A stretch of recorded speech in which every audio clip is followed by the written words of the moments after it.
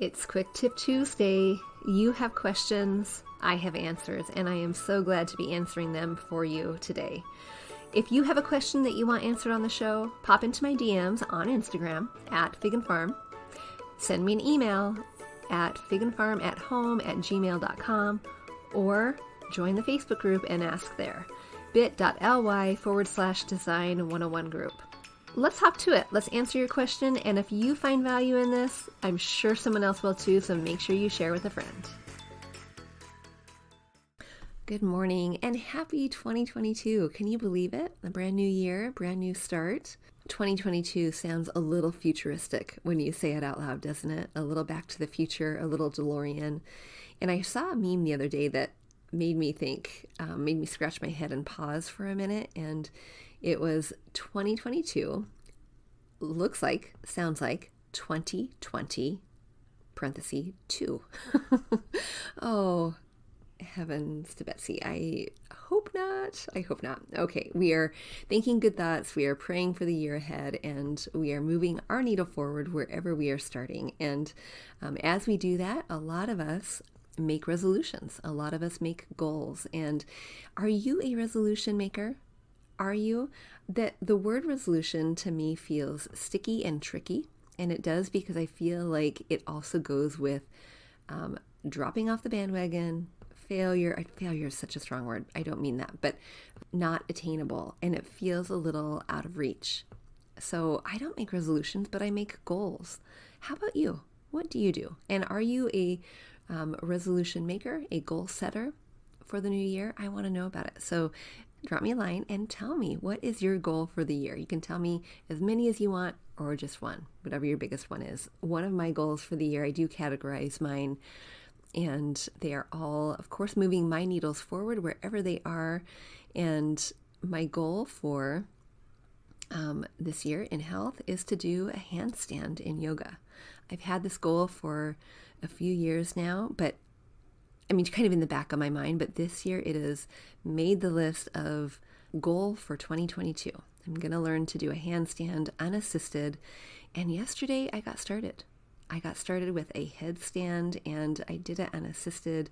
I've been working towards it for a while, but it's a little scary when gravity takes hold and you're as old. I'm not old, but as old as I am with wonky knees and all. It is a little scary. So you don't want to hear any more about that, I am sure. So let's dive into Susan's question for today, because it has something to do with resolutions, and I have a feeling you guys might be able to relate. In fact, I know some of you can, because I've talked to so many of you over the course of the years that I know this is where some of you are. A lot of you are. So here's her question. She was brave enough to ask. She says, I don't really believe in New Year's resolutions, but this year I resolved to do something about my house. I moved in 10 years ago. The furniture is still placed in the same position when I moved in, and I've purchased a few things here and there. I've even painted some walls, but I hate it. That's a strong word, Susan. Where do I begin to start when I want to change it all? And that's tricky, isn't it? When you want to change it all, when you are uninspired by your space, when you walk in and you think, I want to close the door and turn around. Where do you start? And I'm so glad you asked, because we are going to go there. But the thing I want to ask you first, Susan, is this. Why do you hate it? What is it about your space, about your home, that you hate? Is it that there's memories there that have kind of taken over? Is it that the furniture is ripped and worn and unusable? Is it that you are spending too much time on social media and seeing all of the beautiful places and comparing your home to that?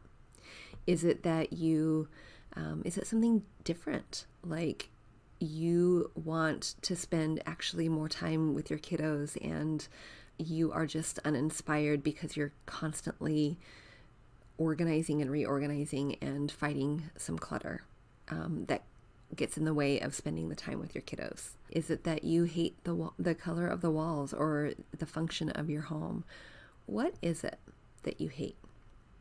And I want you to ask yourself those questions, and I want you to think about it a little bit more intentionally. And I want you to think about it in a reverse order. What is it that you want for your home? What is the purpose that you want your home to serve? Start there. So when you're thinking about why you hate it, because that's a really strong word, think about the flip side. What do you want your home to do for you? What do you want your home to feel like? What do you want your home to feel like to your family? What activities do you want to do there? And what are some of the barriers that are getting in the way of that? And that, when you identify the purpose that you want for your home, and you identify the barriers that are getting in the way, sometimes that can be the thing that makes it so that you hate it. Now, a barrier probably is not the paint color, and it might not be the way that your furniture is placed, and it might not be that artwork that's hanging on the wall. My guess is, if we really got down to it, that the barrier could be an elephant inside of every single person's home. Well, maybe unless you're living in a tiny home. But my guess is that a lot of us have the elephant of stuff in our home. And stuff can create a barrier that takes too much time away from our family. Sometimes when you have too much stuff, you become a stuff manager instead of living the life that you want, the life that you've designed for your family, you've hoped for your family. Too much stuff can cause anxiety. It can make us feel stressed and overwhelmed, and that then can be a barrier to being your best self, right?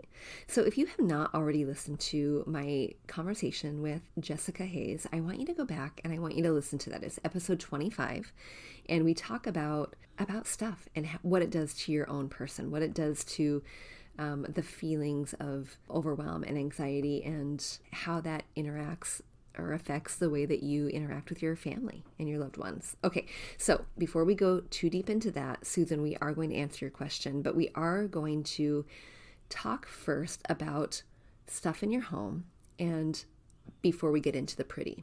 So a lot of home decorators, I don't know if they really address this. And I think it's something that we should, because I want you all to right now imagine your dream home. And it might not be the home you're living in, and that's okay, but I want you to imagine your dream home. I want you to think about walking into, actually driving up. We're going to drive up. We're going to do a little visualization. If you can, right now, where you are, shut your eyes. If you're driving, please don't. Shut your eyes, and I want you to picture it. I want you to picture what your driveway looks like. Mine has a circular driveway, and I want you to think about what the front door looks like. I want you to think about the garden and the outside. I want you to think about what happens when you walk through those doors and what you see first. I want you to walk into the living room, and I want you to look around, and I want you to think about a fun family activity. Can you picture it in that dream space? What does it look like? I'm picturing games, and imagine this, I am picturing sports on TV. Okay, that is just reality. It's not necessarily, I'd rather have Gilmore Girls, but I'm in a house full of boys. So sports it is, but I'm picturing also a wide open kitchen, Greg and I cooking while kids play a board game. That is kind of what I'm picturing. And my question for you is this: is there clutter in your dream home? Is there? There is none in mine. And that is what we're going to address today. The idea of, how do you know if you have too much stuff? How do you know if your home is serving you or if you are serving your home? This is a conversation we've already had, but I have created a quiz for you so that you can start diving into that yourself. And as we begin this new year, maybe that mustard seed that we planted at the beginning of the show back in June, maybe it's time to take action on. Maybe it is. So one of the things that I want you to think about, first of all, is this visualization. You just walked through the doors of your dream home. You just walked into the living room of your dream home. What did it look like? Does it have too much stuff? Does it have an overabundance of it? And if the answer is no, and then you open your eyes and you look around and you're overwhelmed by stuff, that might be an issue, an indicator that your home is not serving you right now, that your home is a placeholder for the things that you keep. Okay, so a couple other questions I want you to answer. Now you're back in your space, not your dream home. And my quiz goes into this a little bit further so that you can answer. And it's, of course, you don't have to turn it in. It's nothing like that. But it just gives you an idea of where stuff lands on your radar and what your home feels like to you. And it's not all about stuff. It is really about a feeling and it all working together. But today we are focusing on that. So I want you to ask yourself this question. If someone were to come over unannounced right now, and they were to say, hey, I was just through the neighborhood and I wanted to stop by and chat. Can we have a cup of tea? What would your reaction be? Would your reaction be, oh my gosh, yes, absolutely. I've been dying to see you. I can't wait. Yes, regardless of whether or not you have time, what would your reaction be? Or would it be something like, oh my gosh, I'm so embarrassed. I don't want you to see the piles of stuff that are still sitting in my living room, the laundry that has not been done for weeks that is on the dining room table, and the boxes of crafts that have not been put away, and that project that, oh my gosh, and I'm so embarrassed. What would your reaction be? If your reaction is more stuff-centered than it is people-centered, whether or not you are happy to see the person, whether it is stuff-centered or people-centered, if it is more people-centered, awesome. Chances are, whether or not you have the time, whether or not you like that person who stopped by, chances are you are in a place where your home serves you, or in a mindset that you don't really care what your home looks like, which is also a good thing too. But a lot of us care. A lot of us care. And if you are answering that door and you are stuff-centered, if you're like immediately embarrassed at your space, you're immediately apologizing for what that person is going to step into, then chances are your home is not serving you right now, currently, today. It is not. Of course, we all have those days when we need to put away the mail. We need to, remind the kiddos to put their coats up. We need to put away that craft that we got out yesterday. But those little things, those daily tidying up, the end of the day routine where you need to tidy up before you head upstairs to bed, that's not what I'm talking about. I'm talking about things like this. It is dinner time and you ask your kiddo to set the table and you need to move the piles of paperwork or the boxes that need to be returned to Amazon and the things that need to have come over and are sitting on your table because they're actually needing to go into the credenza, but there's not enough space in the credenza, and you need to reorganize that in order to get rid of the things that came from your mom that also are sitting on the floor that are piling up. That's what I'm talking about.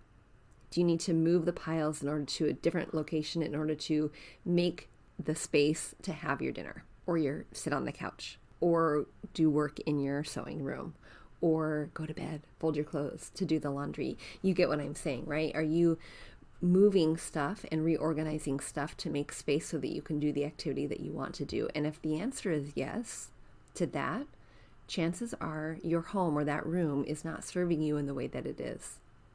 I've already shared my story with you that my office has been that for me. And it is a constant work in progress. It is not perfection. In fact, if you've been listening for a while, you know that we are not perfection here. And the goal is here right now is not to cause any bit of shame or frustration for you. It is not a judgment on you.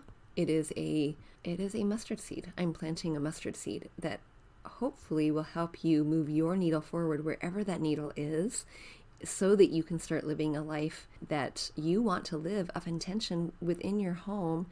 And if we can make it beautiful on top of it, fantastic. But we are going to address the stuff first before we start making it pretty. So, Susan, is that helpful for you, or is that frustrating for you?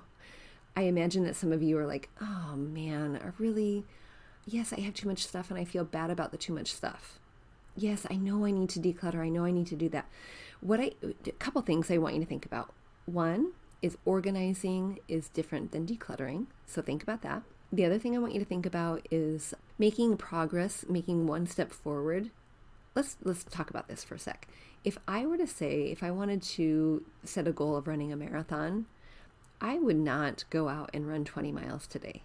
No way. Absolutely not. If I did that, I would absolutely hate myself. I would be sore for eons. I would probably be injured, and I would be no closer to that marathon than I would have been yesterday.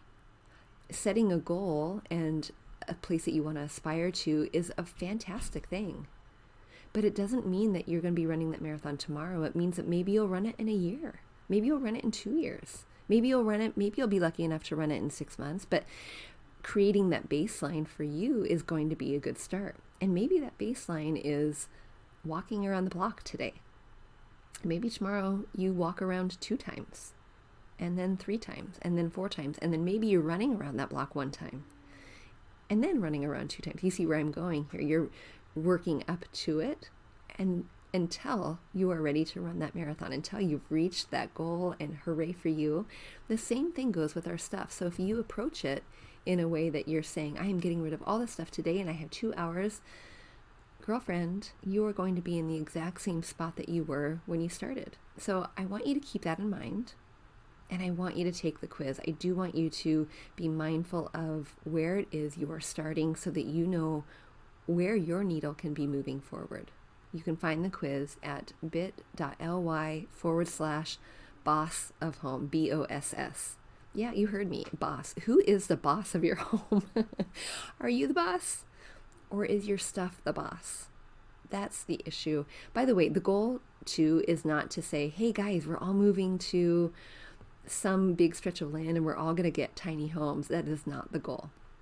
The goal really is to create intention within your home, to create a space that you love to come home to have it, whether or not you love hosting people is beside the point, but if you do, you're ready to welcome them in with open arms, and you're ready to have a home that doesn't cause you to think of the stuff first before you think of the people, whoever those people are. And even if those people are fur babies, that is the goal here. Susan, I don't want to leave you discouraged, however, because I know that stuff is probably not where you wanted to go today. I know that you probably wanted to know where it is you should bring your attention. So we are going to talk about that for just a second.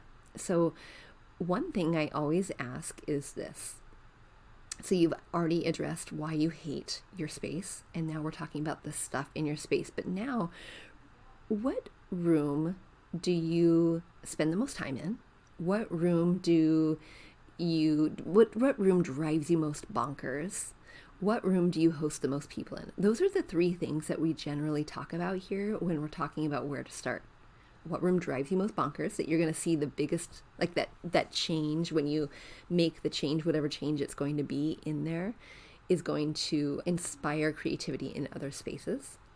And sometimes that is where you host the most people or where you spend the most time. So sometimes those overlap and sometimes they are independent. Like I might spend the most time in the kitchen, but actually the kitchen doesn't drive me the most bonkers. The playroom drives me the most bonkers. But when I host people in the living room. So you can see how it can be all different rooms. And if that's the case, then pick the one that you will find most reward in redoing first. And that is where you are going to start. Now, there are some episodes that I want you to go back and listen to, Susan. I want you to go back and listen to, I think they're like 6, 7, 8. This is literally, but where do I start in my home when I'm wanting to redo everything?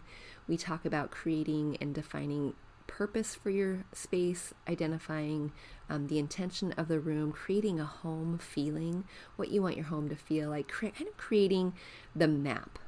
And once you have that map, then you're going to start using things like Pinterest in order to develop a visual plan. And you're not purchasing anything yet. You don't want to purchase a single thing yet. You want to get a plan in place so that you don't waste money. Because I know money can be a hang up for so many people, and we don't want it to be for you as you move your needle forward, Susan. So make sure that you are creating a good plan in place before you start making any purchases and any changes. We also talk about cohesive color palettes. There's so much when you do want to create a change and have a change that is more than just one room. So, Susan, don't be shy. Reach out, ask more questions. You can email me at figandfarmathome@gmail.com. You can book a service by going to my website, figandfarmathome.com, and you can join the waitlist for the 10-week course that is going to walk us through literally what it is you're wanting to do. And that will walk us through Design 101, creating purpose, planning, cohesive paint palette, making mood boards, using Pinterest as a tool, all the things. If you want to do that, Susan, with me, I want you to join the waitlist. And you can email me to just say, hey, I want to do that. All right, girls, do, however, subscribe to the show if you haven't already, because we are going to be diving in. We're going to be going back to the basics, talking more about things that might be holding you back, things that you can do to move your needle forward in the new year, trends that we are seeing go by the wayside and trends that we're seeing pop in, color of the year, and so much more in this new year. So I hope to see you soon. And if you have not already subscribed to the show, do that. And you'll find all the links in the show note. And until next time, I will see you soon. Hey, real quick before you go, if you learned something new or found value in today's podcast, would you head over to iTunes to Fig and Farm at Home and leave a review and subscribe to the show? That would be awesome. And if you'd like to connect with my community of mamas who are learning to be intentional storytellers within their own homes, join us at bit.ly/design101 group. There's always more room at the table. See you soon.